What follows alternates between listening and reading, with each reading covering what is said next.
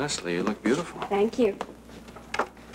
Honey, I know I pretty much pushed you into going tonight, but I guarantee you, once we get there, you'll have a marvelous time. We'll be with our old friends. Well, except for Tracy and Mitch Williams. And I wouldn't exactly describe Monica as an old friend of mine. I thought that animosity between the two of you was something that was in the past. Yes, of course it is, and I'm trying very hard to keep it there, but sometimes it's easier than others. Why? Leslie, lately, Monica has proven herself to be a friend to all of us, and over. But there was a time when Monica was more than just a friend to you. Leslie, I thought we talked that out yesterday. We did. We talked about a lot of things. And I told you that there are times when I still feel a little insecure around Monica. I told you that. Then do something for me. When we walk into that party tonight, I want you to remember that you're with your husband, the man who fell in love with you, and ask you to be his wife forever and ever. How will you do that? Will you answer something honestly for me? If you had met me recently, in the last few months, would you still have fallen in love with me and asked me to marry you? Absolutely, Leslie. You're still the woman that you've always been. And I still want to spend the rest of my life with you. That hasn't changed. And nothing will ever make it change. Thank you. That makes me feel a lot better. I mean it, Leslie. Just remember tonight how much I love you. I will. I can get through anything if I know that.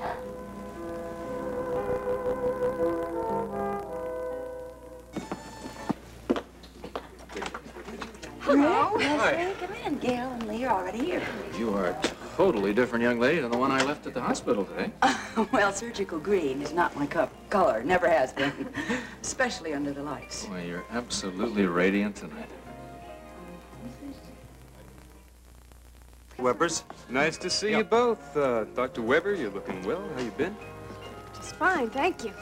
You know, I tried to keep a lid on that press thing, but, you know, reporters, as soon as they got wind of your sentencing being postponed, well... Mr. Williams, I've tried very hard to just leave all of that in the past. Maybe that'd be a good thing for you to try, too. I think we all are, Mitch. Okay. I'm glad to hear that. Because in my business, you make a lot of enemies, and I'm just glad somebody realizes that I'm doing my job like everybody else. Right. Here's your drink. Thank you. You know, I've been meaning to write you a note about those groundbreaking ceremonies. That speech you gave was terrific. It was very inspiring. Thank you. Cardiac wing means a lot to all of us. Hello, everybody. I'm going to come back and say hello in just a minute, but right now I'd like to steal Mitch away. Is that all right? Of course, Tracy. I was right about you, Mitch. Are you, Well, I said I'd come back. Where is everybody? Rick is talking to Lee and Gail, and Alan just left to get me some more wine. Well, to tell you the truth, I'm glad. I want the opportunity to talk to you. You know, Rick and I work so closely together on the cardiac wing that I feel as if I've known him for years. He's told me what a wonderful job you're doing. That's sweet. And of course, now that Monica is my sister-in-law, and what with her long-standing relationship with Rick, I've learned about a whole other side of him, away from the office. So now, if you and I could become good friends, then we could all be one big happy family. Are you going to stay in Port Charles after the wing is open? Sure I will. My job doesn't end with a dedication ceremony, and I adore Port Charles. Let's have lunch one day, Leslie. I'd love to get to know you as well as I know Rick. Tracy, I don't think I told you. You really look lovely tonight. Thank you very much. That's exactly what I was trying to explain to you, Leslie. At these kinds of parties, you don't get enough chance to talk. Excuse me, my husband is beckoning. I'm not kidding, Tracy. One false move. Wonderful party, Monica. Enjoy.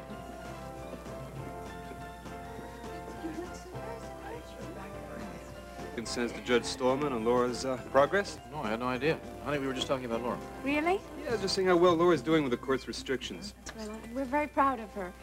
It hasn't been easy. Yeah, it's never easy for somebody her age, yeah. But all she has to do is about 4 or 5 more months of this, and I think he'll drop all the charges against her. Oh, may I tell her you said that? Sure. Because as hard as she's been working to try and follow all of the restrictions, she's still absolutely terrified about what his final decision is going to be. Well, you just tell her for me it's just to keep up the good work and she won't have a thing. Okay. Scotty, you have no idea when that tow truck's going to get here, or if he's even going to be able to fix the car. Yeah, we thought maybe we should follow you back down the hill. Even if it's fixed, it could stop again. That's okay. I'll just give the mechanic a few extra bucks to follow me back to the garage and get the whole thing checked out then. But I hate to leave you all alone here, Scotty. I'll be okay, Laura. Now, you got school tomorrow and you should get some rest, okay? Dr. Weber, I think Laura might have caught a cold on the way up here. Okay, we've got a blanket in the car. We'll keep her all bundled up. Scotty, at least let us give you a ride back down to the car. Oh, no, because the guy's going to meet me here and I don't want to goof him up. All right, you call us the second you get home. I don't care what time it is, all right? Rick, caused you guys enough trouble already tonight. Scotty, it wasn't your fault. No, we know that. Just call us, all right? Okay. I'll see you at the hospital. You warm it.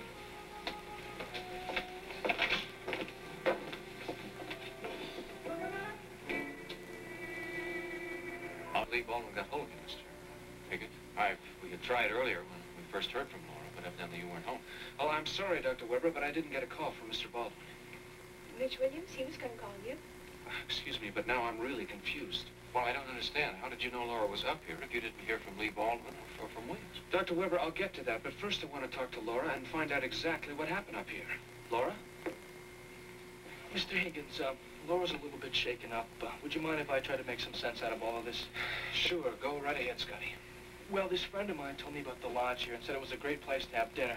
So I asked Dr. Weber and Rick if it'd be all right for me to bring Laura up here tonight. Yes, he did, and we gave our permission. So we left really early so that I could have her home by 9 o'clock. Yes, but it's after 9 o'clock now, Scotty. I know, I'm getting to that. After we finished dinner, we left about 7:30, so she'd have plenty of time to get home by her curfew. But 2 miles down the road, something happened to the car. The engine just died, and I could not get it started. If Scotty said he didn't make that room reservation, then he didn't. Now, I don't know what else to tell you. Dr. Weber, when Laura and Scotty were seeing each other before David Hamilton, did either one of them ever give you any reason to doubt their word? Well, to be perfectly honest, yes. There were 1 or 2 instances where Laura lied to us about where they were spending their time or how. But you don't think that that was the case tonight? Absolutely not. My daughter was genuinely concerned about missing her curfew, and she was upset when she called us. Well, I do still want to talk to Laura before I make my report. Good, and I think you ought to talk to Scotty again, too. I'm sure he was thrown by everything that happened tonight. He might be able to come up with some answers tomorrow. Well, I think we'll all be able to think a little more clearly tomorrow. You won't be talking to Judge Stallman before then, will you? No, Dr. Weber. I want to get all my facts straight before I make my report. But I've got to be honest with you about something. Oh, of course. Now, if someone doesn't come up with a very good explanation for what went on at the lodge tonight, now, I'm afraid Judge Stallman's going to have very serious reservations about letting Laura remain in your custody.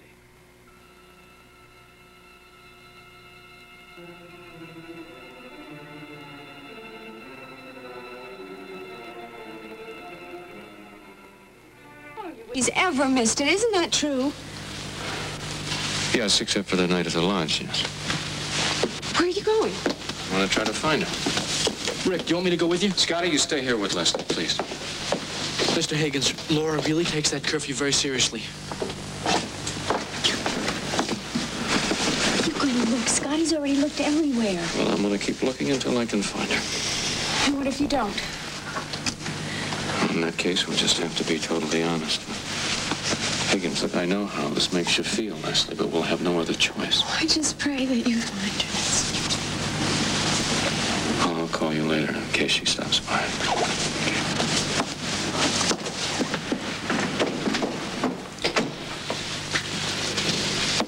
So, I'm sure that there has to be some explanation for her being late tonight. Well, let's hope it's a good one, Scotty.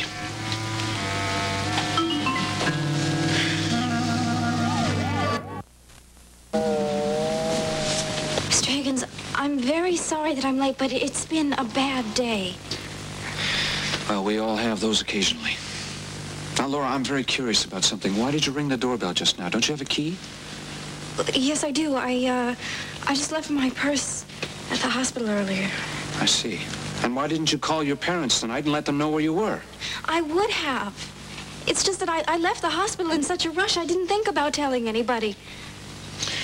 Well, why did you leave in such a rush today? It was something that somebody said to me, and it bothered me terribly at the time, but I shouldn't have been so sensitive. Mr. Higgins, are you going to have to report this to Judge Stallman? Well, I don't think being a few minutes late for your curfew is quite serious enough to include in my report. Oh, thank you. But I am very concerned about you being out at night without someone responsible knowing where you are. Now, I must insist that you let your parents know where you're going to be at all times from here on in. I will, I promise. I'll be sure she does. It's really my fault. I should have insisted that she let me know where she goes when she leaves the hospital. Well, she's back and safe, and that is the most important thing. So I think I'll call it a night. Thank you for being so understanding. There's no need to thank me, but please see that she checks in with you regularly in the future. I will. Laura?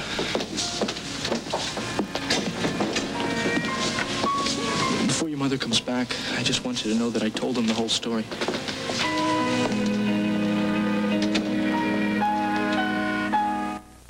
I've never been so glad to see anyone in my whole life. I'm sorry I worried you, Mother. Oh, you have no idea, has she? Where were you? I left the hospital right after my appointment with Dr. Taylor. Why? Something happened. I had to get out of there. You went out in this weather without a coat? No, I came home and I got my other coat. How'd you get in the house if you didn't have your purse? I got the back door key from the garage. Oh. Everything was just all mixed up, and I knew I had to take off and walk until I could get things straightened out in my mind. These past few days have been like a nightmare. You walked all over town without any money? No. I took money from my bank when I came home, and I just walked until it got too cold, and then I went to a movie. A movie? Yes, just to get warm. I don't even know what the film was about. And then I looked at the clock, and suddenly it was almost 8:30, and I got so scared that I was going to miss my curfew that I got on a bus and I came straight home. Did you eat anything? No, I'm not hungry. Honey, I understand what you've been going through now. You do? Yes, Scotty told us the whole story. I'm so sorry for both of you. But why didn't you tell us yourself? I couldn't. Why couldn't you? Don't you see? How could I admit to you and Dad that I'd been stupid enough to trust and believe in someone so soon after David? Honey, it's not stupid to trust. Yes, it is. Anyway, I knew that you and Dad didn't want me and Scotty to get too serious about each other. Only because of what you've been going through lately. That's what I mean. And I couldn't face having you tell me how wrong I was or how foolish. Oh, honey, we wouldn't have done that. And you'll never have to. Because nobody knows better than I do what a fool I was to believe in someone just because they said that they loved me. Laura, listen to me, please. There are some things that I have to tell you. You don't have to tell me anything, Scotty. Because I was there today when Bobbie introduced you to her brother and was gloating about your getting married next week. Where were you? In the lobby, near the main entrance. And then I heard her say that, her brother was going to be standing up as a witness at your wedding, and that's when I knew I had to get out of there fast, so I ran. Laura, I'm sorry about all that, but could we please sit down and talk about a few things? There's nothing to talk about. Not now or ever. Bobbie's won again, and I'm supposed to stand by like a nice little girl and watch her marry you and smile and congratulate the both of you. Well, I won't. I can't.